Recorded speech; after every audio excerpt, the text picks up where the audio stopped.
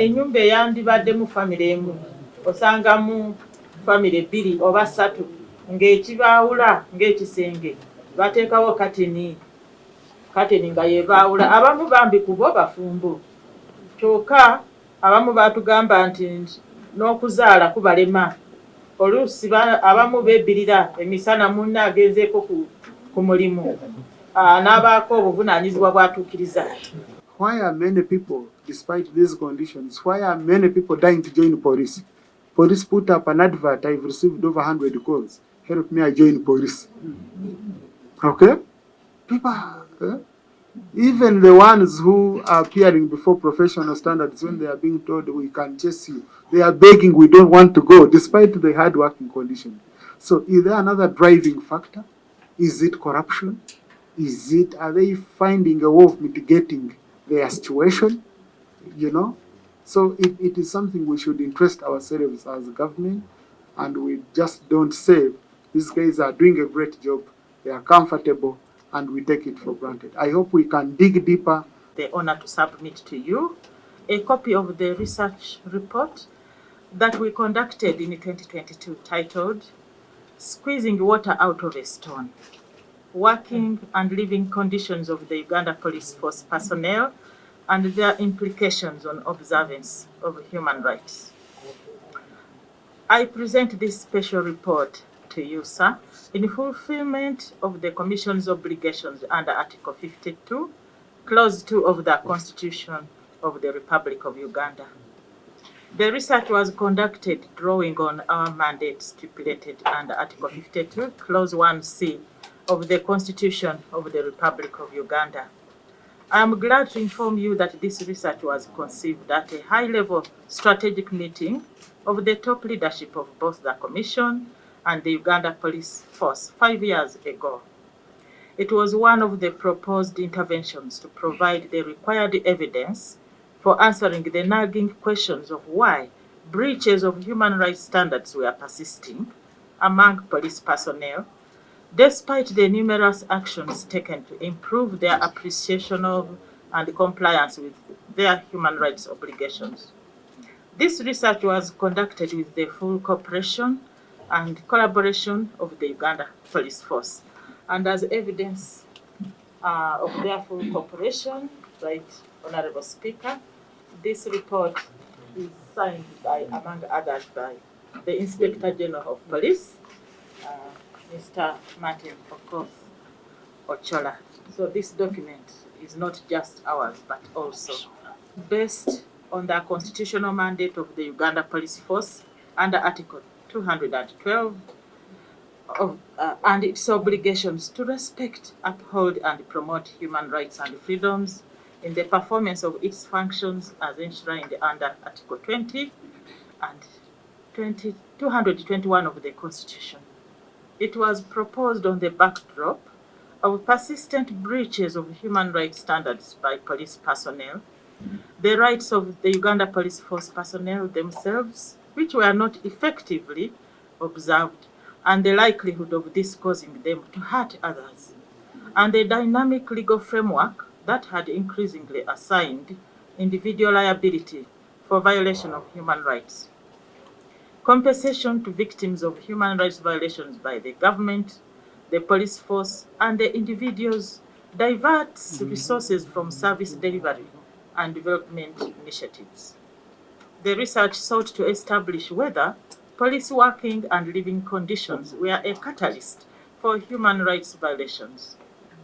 Right, Honorable Speaker, the findings and their human rights implications were profoundly eye-opening. In view of that, the Commission made general and specific recommendations for improving the observance of human rights in the Uganda Police Force, as detailed in this report. It is therefore our prayer that all duty bearers to whom recommendations were made act on them expeditiously so that the observance of human rights can be enhanced. In the same breath, we call upon the rights holders to be more vigilant in fulfilling their duties and responsibilities.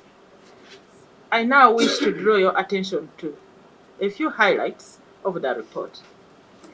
The research found that generally, the living and working conditions of the Uganda Police Force personnel were wanting, and in some cases it was extreme and unimaginable. The situation of housing or accommodation in the force was dire, with institutional accommodation largely dilapidated, comprising shared rooms partitioned by either curtains or makeshift boards. Right Honorable Speaker, some of them told us that it was hard for them to get children because of these situations. They reside in condemned structures and unipods unfit for human habitation. And this report contains a few pictures we took during the study. Junior personnel were the most disadvantaged in terms of acquiring decent housing, as they were often displaced from institutional accommodation by their bosses. Some personnel opted to live in their own homes or voluntarily rent outside institutional accommodation. By these first concerns about their personal security outside the barracks, as well as affordability of decent housing. Many live between 3 to 8 kilometers away from their workstations, while 3% live between 8 to 14 kilometers away from their stations. The force does not facilitate their staff with organized transport to and from work, yet they are on call 24/7. The linkage between the living and working conditions of the police force personnel and their observance of human rights of others came out evidently. This explains the choice of our title, Squeezing Water Out of a Stone, which implies that police personnel are giving a lot more than they are receiving, and in some instances, it is amazing how, in their given conditions, they can still manage to provide any service. Most personnel have some office space, but which is largely insufficient, in poor condition, and indecent. Most police stations and posts lack designated space for fulfilling particular functions. Imagine a situation where you have to interview a suspect or a witness in the presence of others. They fear they may get to speak out. Equipment, tools, and even cells that a standard police unit should have. This directly and vicariously affected the quality of service and, in fact, the observance of human rights. This research found a general shortage of a whole range of office supplies, including uniforms. And in some cases where they have uniforms, there is other gear which they should wear, like jackets, thick jackets, especially those deployed in very cold places. In some cases, irregularities marred the provision of supplies. Meals on duty are very scarce, and so are the food rations. Most police posts and police stations get insufficient interest, ranging between Uganda shillings 300,000 to 2 million per quarter.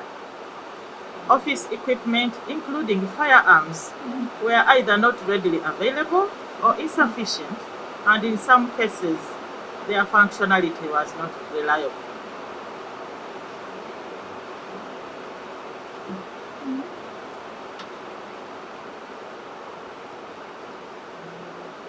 Consequently, police personnel improvised a lot by using their own money or borrowing, depending on the support and goodwill of well-wishers, or even asking clients or suspects or their relatives to photocopy police forms before they are rendered services.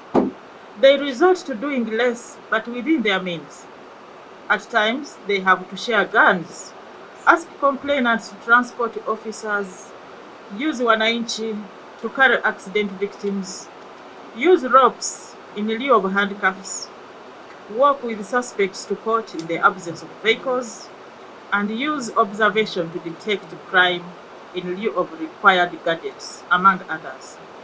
Nevertheless, some of their strategies were found to be high risk. On the issue of utilities, piped water is not regularly available within police stations and the outposts, especially the newly established police stations and posts. Electricity is averagely available in offices, but where it is not, personnel use private internet cafes at their cost to perform urgent official duties, although this poses risks to safety and confidentiality of information, as well as delays in response and action. The use of other sources of energy has some health and safety implications. The research revealed high levels, about 70%, of unfairness in deployments, transfers, and promotions due to underhand methods, corrupt tendencies, favoritism, tribalism, nepotism, technical know-how, bribery. Personnel they have to individually foot the cost of their relocation, regardless of the process or factors for deployment or transfer. However, training was said to be, to a greater extent, conducted in a professional manner with good content and relevant to the day-to-day policing duties. Salary is rank-based, save for the professionals as categorized under the Public Service Circular Standing Instruction Number 4. Consequently, in some cases, personnel of the same rank, same qualifications, and same duties are paid differently. This salary disparity causes challenges in effecting command and order. It fuels indiscipline and lack of respect for commanders, since their better paid subordinates disparage them out of a superiority complex, ultimately leading to loss of morale and poor performance. Both the professional and non-professional categories stated that their salary was too low and inadequate to match the increasing cost of living and their welfare. They observed that salary should have been based on workload and rank to ensure that the difference does not demotivate them. Nevertheless, 47% of the respondents said the inadequate pay did not affect their duty to observe human rights. Delays in processing retirement, pension, and gratuity caused by bureaucracy and irregularities, despite a well-laid retirement scheme, cause a lot of frustration to some retired officers, men and women. Most personnel prefer pass leave to annual leave, which is shorter because the annual leave requires adequate funds to be meaningful. Some personnel have to be forced to take annual leave, while some have never taken any kind of leave, as they do not want to go away from their perceived benefits of being around the station, or for fear that their positions will be taken away while they are on leave. The inadequate awareness about the reward system makes it prone to abuse or undue influence. On the other hand, the sanctions process was said to follow well-laid down procedures based on police standing orders and with a non-appeal process. However, there were allegations of randomly determined sanctions, with some judgments of the disciplinary court predetermined or influenced by, I quote, headquarters through orders from above, quote, or even underhand methods such as corruption. Respondents claimed if they reported cases of ill treatment to any institution, like the Uganda Human Rights Commission, they are suspended or transferred to stations far away from their home areas or had to reach areas as a form of punishment. Safety at the workplaces was attributed to individual vigilance, regular presence of station and bodyguards, availability of CCTV cameras in some stations, deployment of at least 2 personnel at a go, availability of transport in some stations, and fenced premises.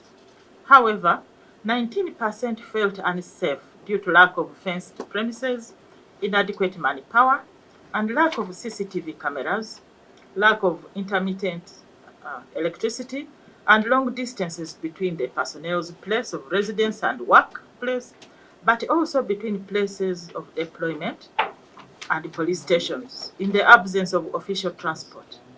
Specific circumstances of insecurity cited included Karamoja region because of armed cattle rustlers, yet some stations were manned by very few personnel. Times of riots or public demonstrations owing to inadequate or lack of protective gear. The poor police image tainted by social media. The attacks on police stations by some members of the community and the nature of work. Staff welfare initiatives such as the Police Saving Association Limited and the Exodus Police Circle are said not to be beneficial because of many limitations in operations. Too low loan limits to facilitate meaningful projects, transparency issues and bureaucracy, among others. Only 7% of the respondents rate the Uganda Police Force Circle services as very good. 14% say they are good, 23% say they are fair, 26% say they are poor, and 30% say they are very poor. The management of the circle services in most instances lacks a human rights-based approach.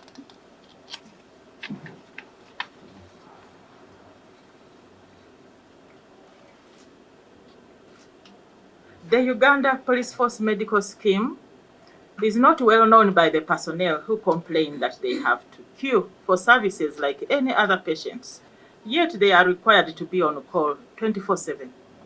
Referrals to government hospitals are affected by lack of transport to reach them, lack of medicine in those hospitals, alleged nepotism and corruption, and the cumbersome processes for claiming refunds.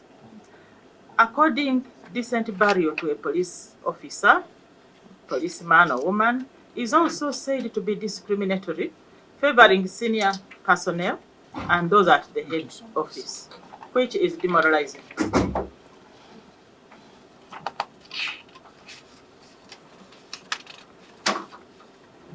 Right Honorable Speaker, the research also established that socio-political factors have a moderating role. Occupational hazards.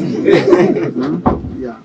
Thank you. I want to thank the Uganda Human Rights Commission for fulfilling your mandate and bringing out these very critical issues in society.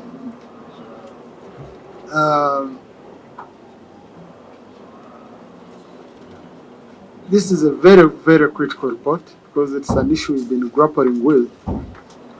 And I don't know whether it was influenced by Honorable Simewe, former police officer. But I really want to thank the Commission for bringing these issues to the fore. I haven't read through the report.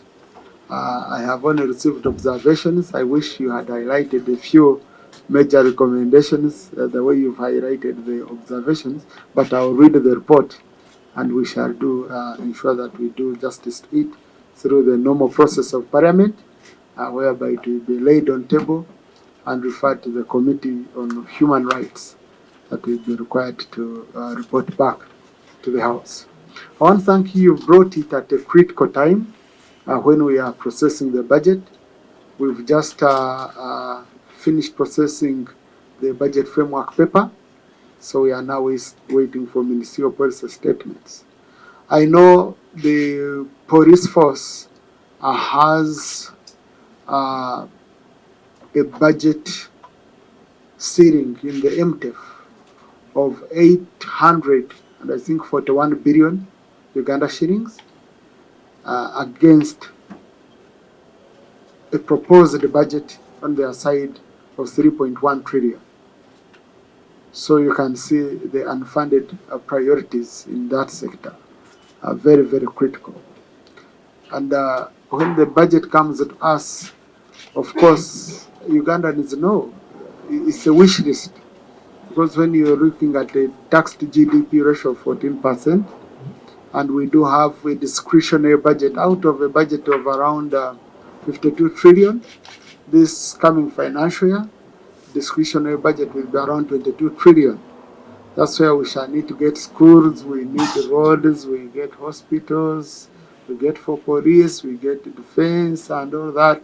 So as Parliament, we shall sit down and scrutinize deeply, as the rest are statutory obligations.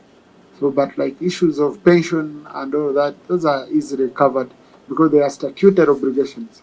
And as Parliament, we have said this coming budget, we shall ensure that all funds related to pension are provided, because pension is a statutory obligation of government. There's no negotiation. It's like salary. There's no negotiation about it. So the issues from the observations some of the issues are budget neutral. So issues which are budget neutral, those are low-hanging fruits we can pick on. They are to do with the administration, with the policy changes and all that. But the ones to do with financing is where we are facing a huge challenge. But if we are to reform the justice law and order sector and reform the criminal justice system in this country, we can't do it just by appointing more judges the way we were doing, because the judges need to be served.